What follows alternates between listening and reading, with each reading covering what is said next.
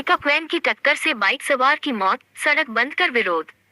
Pickup van की टक्कर से बाइक सवार की मौत हो गई। इस घटना के विरोध में स्थानीय लोगों ने सड़क अवरुद्ध कर प्रदर्शन किया। ये घटना आसनसोल के कुल्टी थाना अंतर्गत नियामतपुर इस्को रोड पर हुई।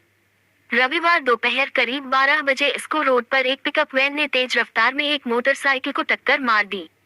टक्कर इतनी जोरदार थी कि बाइक सवार व्यक्ति की मौके पर ही मौत हो गई। घटना के बाद स्थानीय लोगों में भारी आक्रोश देखने को मिला। उन्होंने सड़क पर प्रदर्शन करते हुए रास्ता अवरुद्ध कर दिया। उनका कहना था कि इस इलाके में वाहनों की तेज और लापरवाह आवाजाही के कारण आए दिन इस तरह की दुर्घटनाएं हो रही हैं। प्रदर्शनकारियों ने मांग की कि तेज रफ्तार वाहनों पर तुरंत नियंत्रण लगाया जाए। घटना की जानकारी मिलते ही नियामतपुर फाड़ी की पुलिस और नियामतपुर ट्रैफिक पुलिस मौके पर पहुंची। पुलिस ने स्थानीय लोगों को आश्वासन दिया कि लापरवाह वाहन चालकों के खिलाफ सख्त कार्रवाई की जाएगी। इसके बाद ही करीब आधे घंटे के बाद सड़क से अवरोध हटाया गया।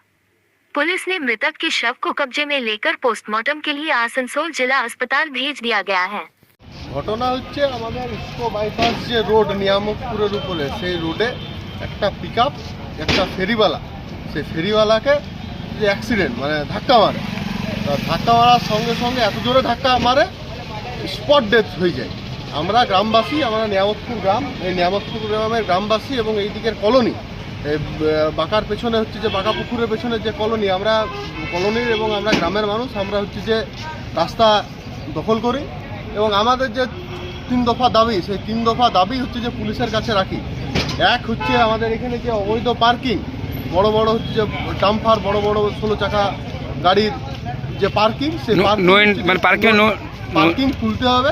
1, 2 নাম্বার হচ্ছে আমাদের যে সকাল 6টা থেকে রাত্রি 10টা অবধি যে গাড়ি চলাচল, মানে গাড়ি চলাচলের বলতে যে বড় গাড়ি ডাম্পার ট্রাক চলাচল, সেই চলাচলকে বন্ধ করে নো এন্ট্রি রাখতে হবে। রাত 10টার থেকে সকাল 6টা অবধি নো এন্ট্রি খোলা রাখতে হবে।